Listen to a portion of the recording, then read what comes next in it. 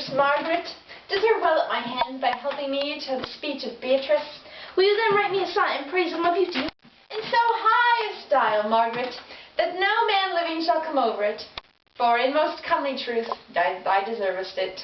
To have no man come over me, why shall I always keep below stairs? Thy wit is as quick as the greyhound's mouth, it catches. And yours is but as a fencer's foils, which hit but not hurt. A most manly wit, Margaret, it will not hurt a woman, and so I pray thee, call Beatrice, I give thee the bucklers. Give us the swords, we have bucklers of our own. If you use them, Margaret, you must put in the pikes with a vice, and they are dangerous weapons for maids. Well, I will call Beatrice to you, who I think hath legs. And therefore will come the God of love that sits above, and knows me, how pitiful I deserve. I mean in singing, but in lovingly under the gods swimmer, Troilus, the first employer of panders, and a whole book full of these quondam carpetmongers, whose names yet run smoothly in the even road of a blank verse. Why, they were never so truly turned over as my poor self in love. Marry, I cannot show it in rhyme. I have tried. I can find no rhyme for lady but baby, an innocent rhyme. For scorn, horn, a hard rhyme. For school, fool, a babbling rhyme, very ominous endings. No, I was not born under a rhyming planet, nor can I woo in festival terms. Sweet Beatrice, wouldst thou come when I called thee? Yea, Signor, and depart when you bid me. Oh, stay but till then. Then is spoken. Fare you well now. And yet, ere I go, let me go with that I came, which is with knowing what hath passed between you and Claudio. Only foul words, and thereupon I will kiss you. Foul words is but foul wind, and foul wind is but foul breath, and foul breath is noisome. Therefore, I will depart unkissed. Thou hast frightened the word right out of his right sense, so forcible is thy wit. But I must tell thee plainly, Claudio undergoes my challenge, and either I must shortly hear for him, or I will subscribe him a coward. And I pray thee now tell me, for which of my bad parts didst thou first fall in love with me? For them all together, which maintain so politic a state that evil that they will not admit any good part to intermingle with them. Before which of my good parts did thou first suffer love for me? Suffer love! A good epithet. I do suffer love indeed, for I love thee against thy will. In spite of your heart, I think. Alas, poor heart, if you spite it for my sake, I will spite it for yours, for I will never love that which my friend hates. Thou and I are too wise to woo peaceably. It appears not in this confession. There's not one wise man among 20 that will praise himself. An old interest, Beatrice, that lived in the time of his good neighbours. If a man do not erect in this age his own tomb ere he dies, he shall live no longer in monument than the bell rings and the widow weeps. And how long is that, think you? Question.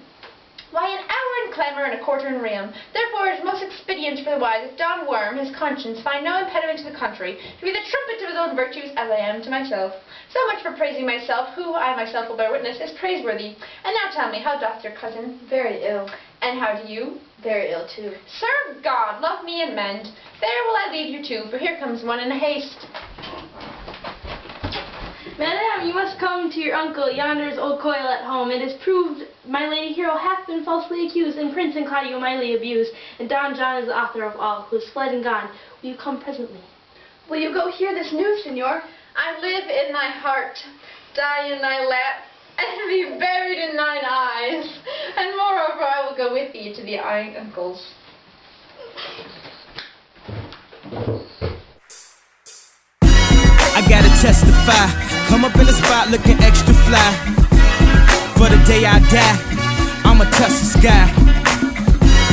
Gotta testify, come up in the spot looking extra fly. For the day I die, I'ma touch the sky. Is this the monument of Leonato? It is, my lord. Done to death by slanderous tongues was the hero that here lies.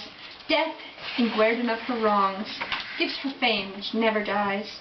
So that life with died with shame lives in death with glorious fame. Hang thou there upon the tomb, praising her where I am dumb.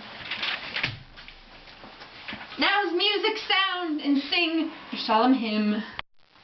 Parted goddess of the night, for those that slew thy virgin night, to songs of woe, round about her tomb they go. Midnight assist a moan, help a sigh and groan. Heavily, heavily, graves yawn and yield your dead, till death be uttered. Heavily, heavily. Now, unto thy bones good night. Yearly will I do this right. Good morrow, masters, put your torches out. The wolves have frayed, and look the gentle day before the wheels of Phoebus round about dapples the drowsy east with spots of grey. Thank you to all, and leave us. Fare you well. Good morrow, masters. Each his several way. Come, let us hence and put on other weeds, and then to Leonato's we will go. And Hymen now with luckier issue speeds than this for whom we rendered up this woe.